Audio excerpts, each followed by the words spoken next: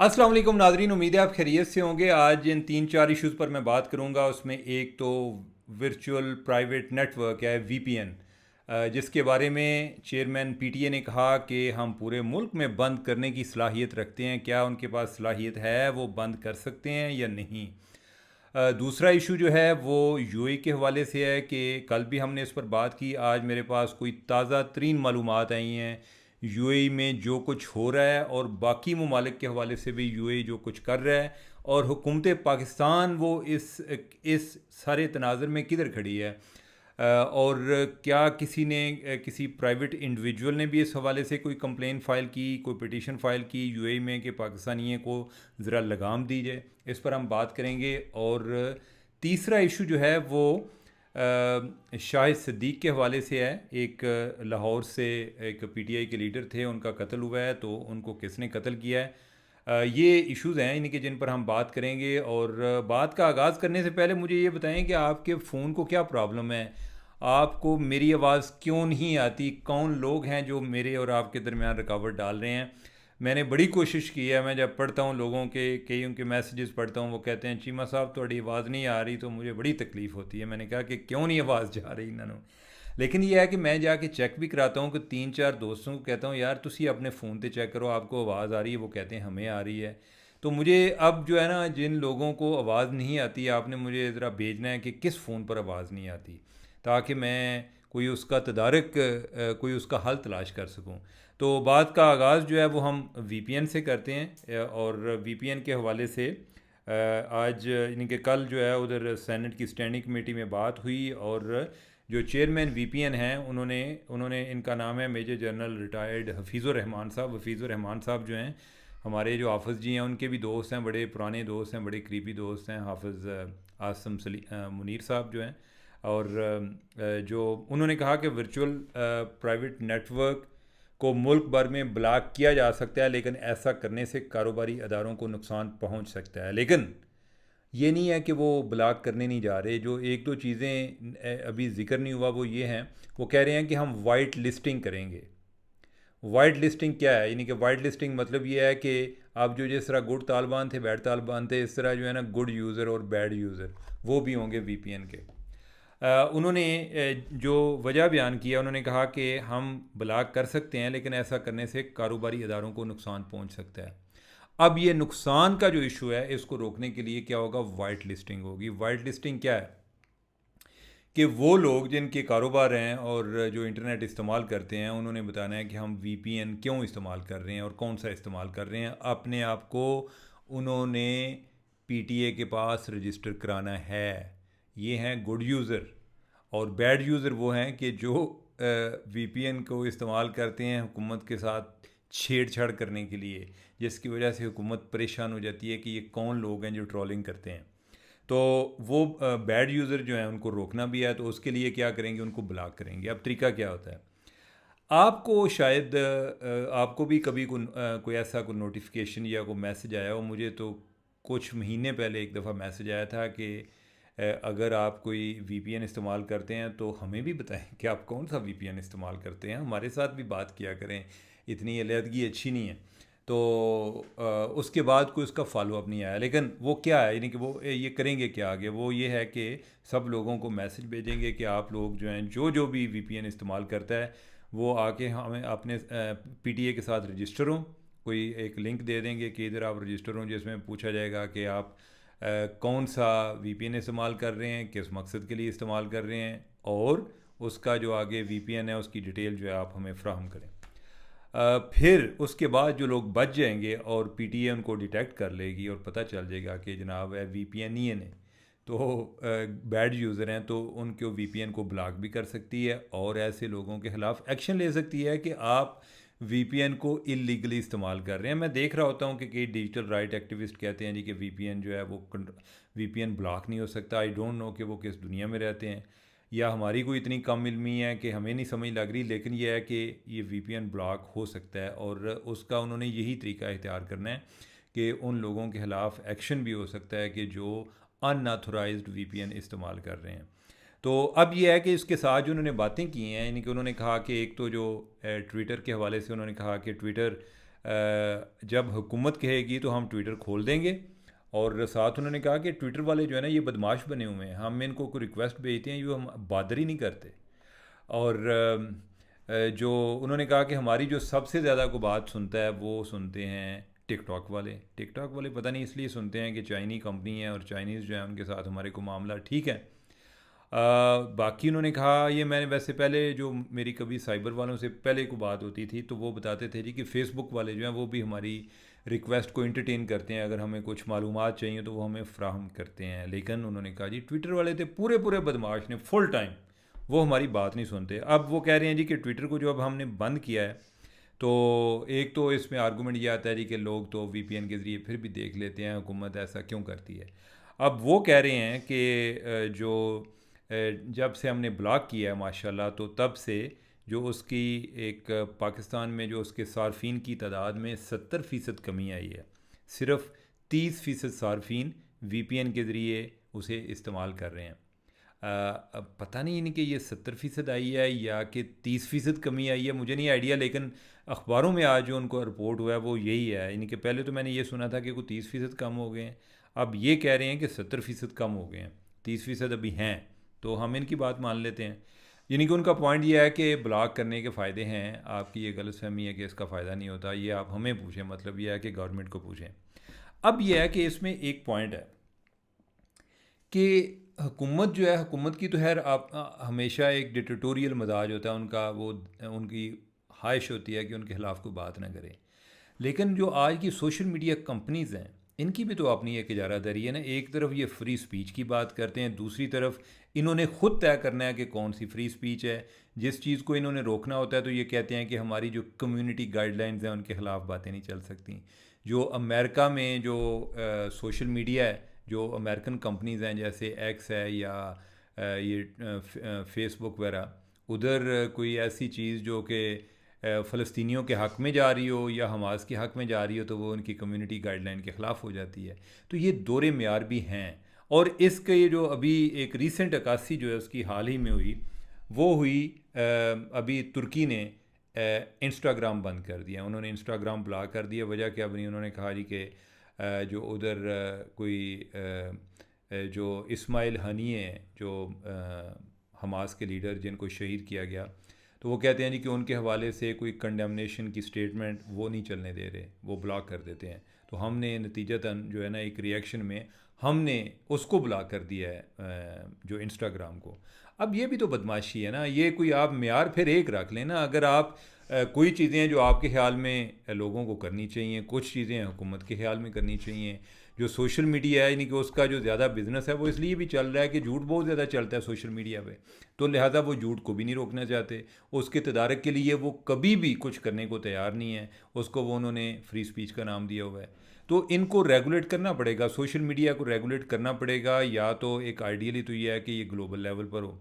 अभी कोई यूएन में भी इसके हवाले से बात चल रही है। अब अनफॉर्चुनेटली अलमिया ये होता है कि जब हुकूमतें करती हैं तो उनके अपने सियासी अज़ाइम भी उसमें होते हैं, वो अपने मुखालफिन को दबाना चाहती हैं। दूसरी तरफ यह है कि सिविल सोसाइटी जो है वो इतनी ऑर्गेनाइज है नहीं या इतना को डेयरिंग स्टेप ले नहीं सकते कि जिसमें वो ये बात करें कि हाँ जी हम फ़लाँ चीज़ों पर हम कोई स्टैंड लेने को तैयार हैं कि जो एक गैर ज़िम्मेदाराना स्पीच है या लोग वैसी बोंगियाँ मारते हैं, इसकी कोई वेरिफिकेशन का प्रोसेस होना चाहिए। वो कहते हैं अगर इस तरह की बात करेंगे तो लोग जो हैं वो कहेंगे कि आप तो इतनी देर से फ़लाँ चीज़ की तबलीग करते रहे थे, अब जो है यानी कि आप बदल गए हैं, आप बिक गए हैं कोई इस तरह से। तो लिहाजा वो भी एक पॉपुलर स्टैंड लेते हैं और नतीजा क्या निकलता है कि जो है ना एक तातुल का शिकार हो जाता है, कोई चीज़ें आगे बढ़ नहीं पाती। तो आइडियली तो ये है कि जो सोशल मीडिया कंपनीज़ हैं, एक्स है या ट्विटर जो है या फेसबुक है या बाकी जो हैं, इनका कोई वेरिफिकेशन का सिस्टम आना चाहिए कि ताकि झूठ को इसका जितना तदारक किया जा सकता है वो हो सके। अगर वो नहीं होगा तो फिर गवर्नमेंट लेवल पर होंगी चीज़ें। जो फ्री स्पीच की हम बात करते हैं, मैं उसका बहुत बड़ा चैम्पियन हूँ फ्री स्पीच का। अब लेकिन जो सोशल मीडिया के ज़माने में जो फ्री स्पीच चल रही है, जिस टाइम फ्री स्पीच का कॉन्सेप्ट प्रमोट हुआ था उस टाइम सोशल मीडिया नहीं था कि जिसके मुंह में जो चीज़ आए वो उधर सोशल मीडिया पे जाके कर दे। पहले ये होता था कि अगर कोई इस तरह की कोई बंदा बोंगियाँ मार रहा है तो वो एक जगह पे मार रहा है, वो इतनी पॉपुलराइज नहीं होती थी, कोई दूर दूर तक नहीं पहुंचती थी। अब तो हर बंदा जो है जो उसके मुंह में आती है वो शुरू हो जाता है। और उसके नतीजे में क्या है कि चीज़ें आगे लोग जो हैं बड़े बड़े हरास भी होते हैं। आपको पता है कि इतने बाज़ औक़ात हैरानगी होती है कि जो इनके केसेस आते हैं इधर जो क्या नाम है FIA के पास, के लोग कितने कितने परेशान होते हैं। अच्छा, हम जो अगला जो टॉपिक करना है वो है UAE के हवाले से। उसके हवाले से कोई बड़ी हैरान कुन मालूमात हैं। पहले मैं कौन सी शुरू करूँ? दो तरह की मेरे पास मालूमात हैं। एक तो मुझे ये पता चला है कि कोई एक पाकिस्तानी खातून है और उन्होंने एक पिटीशन फ़ाइल की है। जो उन्होंने कहा जी कि ये जो बहुत सारे लोग हैं फ़जूल किस्म की गुफ्तगू करते रहते हैं और ये UAE में होते हैं, तो UAE की हुकूमत को चाहिए कि इनके ख़िलाफ़ कोई एक्शन लेना चाहिए।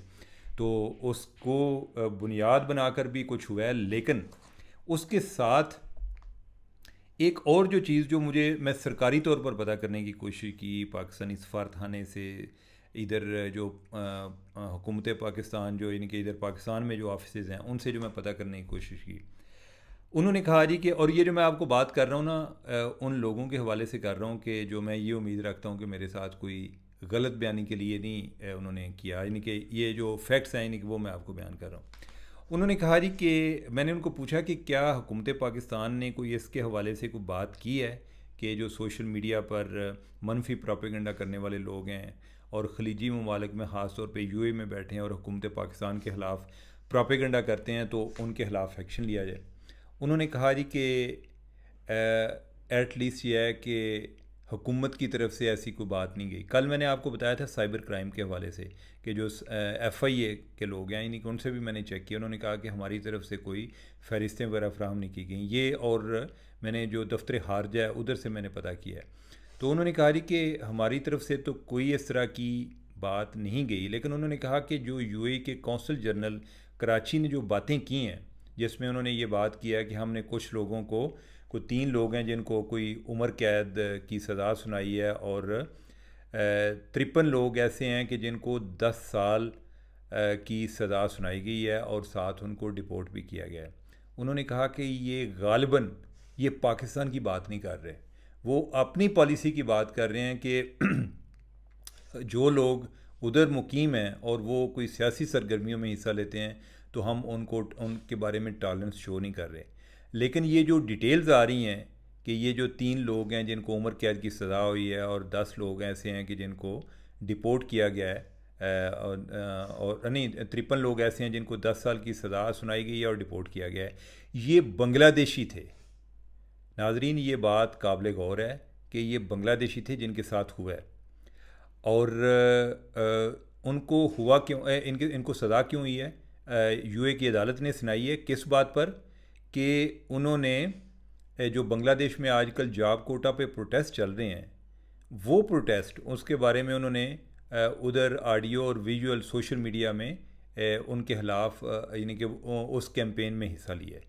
अच्छा, ये बात जो है ना ये बड़ी परेशान कुन है, यानी कि ये इसका मतलब ये है कि अगर बांग्लादेशियों के साथ, यानी कि वो UAE हुकूमत के ख़िलाफ़ नहीं कर रहे, वो हुकूमत बांग्लादेश के ख़िलाफ़ कर रहे हैं, और हुकूमत बांग्लादेश का और UAE का कोई आपस में कोई कोलैबोरेशन है, क्या हुआ है, या उन्होंने को खुद इतनी टॉलरेंस वाली ज़ीरो टॉलरेंस वाली पॉलिसी इख्तियार कर ली है, या UAE गवर्नमेंट को ये लग रहा है कि अगर ये इधर एहतजाज वगैरह शुरू हो गए तो जो UAE के अपने शहरी हैं वो भी कोई उनको भी खरबूजे को देख के खरबूजा रंग पकड़ना शुरू हो जाएगा। तो लिहाजा इस चीज़ को रोकने की ज़रूरत है कि इधर जो है ना वो उसको ये सियासी सरगर्मियों में वो मुलव्वस ना हो। इसका मतलब ये है, यानी कि एक तो ये बात कंफर्म हो गई, ये बात मैं आपको पूरी एक क्या कहते हैं एक क्रेडिबल मैं आपको इन्फॉर्मेशन दे रहा हूँ कि ये जो सज़ाएँ हुई हैं ये हुई हैं और ये बांग्लादेशियों बंगाली सिटीज़न्स को हुई हैं। और किस बात पे हुई हैं कि जो बांग्लादेश में जॉब कोटा में जो प्रोटेस्ट हो रहे थे और ये जो बंगाली इधर UAE में बैठे हुए थे, ये सोशल मीडिया पे जो कैंपेन चला रहे थे, उस बुनियाद पर इनको ये है कि आप UAE में रहकर ये काम नहीं कर सकते। तो इसमें एक वार्निंग है कि अगर किसी पाकिस्तानी को नहीं भी हुई तो वो आगे काबू आ सकते हैं। मज़ीद उन्होंने बताया, उन्होंने कहा जी कि अभी तक हमारी तरफ से ना कोई हमारी जो इंटेलिजेंस एजेंसीज़ की तरफ से कोई इंफॉर्मेशन शेयरिंग हुई है पाकिस्तानियों के हवाले से, और ना सरकारी तौर पे, यानी कि जो सिविलियन डिपार्टमेंट है उनकी तरफ से भी नहीं हुई।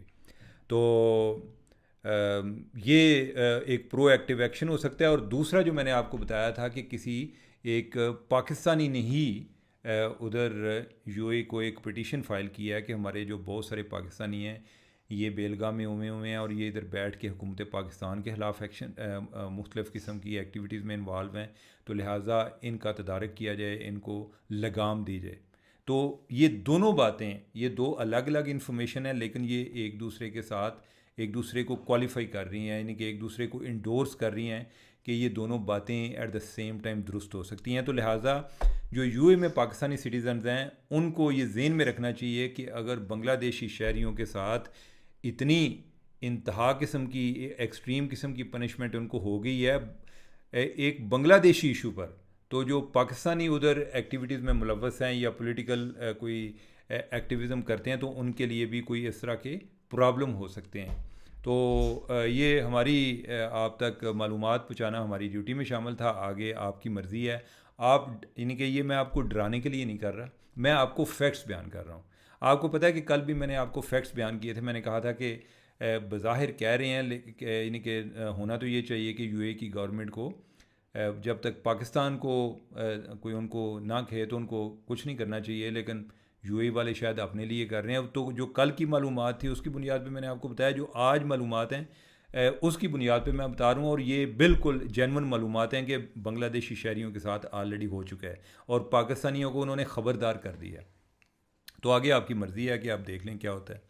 अब जो है यानी कि हम अपने आखिरी टॉपिक की तरफ बढ़ते हैं, और वो है शाहिद सिद्दीक।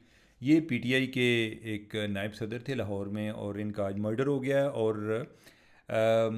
ये वेलेंशिया हाउसिंग सोसाइटी है, तो उधर उनको कुछ नामालूम अफराद ने जो उन पर फायरिंग की है और वो उनकी डेथ हो गई है। इन्ना लिल्लाहि व इन्ना इलैहि राजिऊन। मैंने अब इसके हवाले से मज़ीद पता किया कि क्या कोई इसके कोई सियासी ज़ाइम थे, क्या मामला था। तो पता ये चला है कि उन पर कोई 3-4 माह पहले भी कोई कातलाना हमला हुआ था।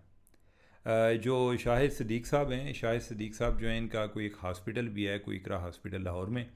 कोई सियासी तौर पे कोई पीटीआई के साथ वाबस्ता हैं, लेकिन उतने कोई वाबस्ता नहीं है जितना आम तौर पे समझे जाते हैं। इनका मतलब यह है कि उस तरह से एक्टिव के जो जेलों में आ जा रहे हैं उस तरह से उनका ताल्लुक एटलीस्ट मेरे नॉलेज में नहीं है। और जो इन पर अटैक हुआ है उसके बारे में अभी पता नहीं है। मैंने फिर पुलिस वालों से भी पूछा तो कि किस पर उन्हें शक है। उन्होंने कहा जी कि शक जो है वो तो ख़ानदान ने बताना है, फैमिली ने बताना है कि हमें फ़लाँ पर शक है। उन्होंने कहा जी कि पहले भी उन पर कातलाना हमला हुआ था, कोई ऐसा सच उन्होंने शक का इजहार नहीं किया। तो अभी भी देखते हैं, अभी तक उन्होंने कोई ऐसी हमारे पास मालूमात नहीं है कि जिसमें ये एटलीस्ट ये है कि कोई ये उनका कोई एक ज़ाती झगड़ा है या कारोबारी है, झगड़ा ज़्यादा हो सकता है, कारोबारी झगड़ा है, सियासी कोई इसमें कोई एंगल नज़र नहीं आ रहा। तो नाज़रीन, ये गुफ्तगू है हमारी अभी तक की। मुझे इजाज़त दें। अल्लाह हाफिज़।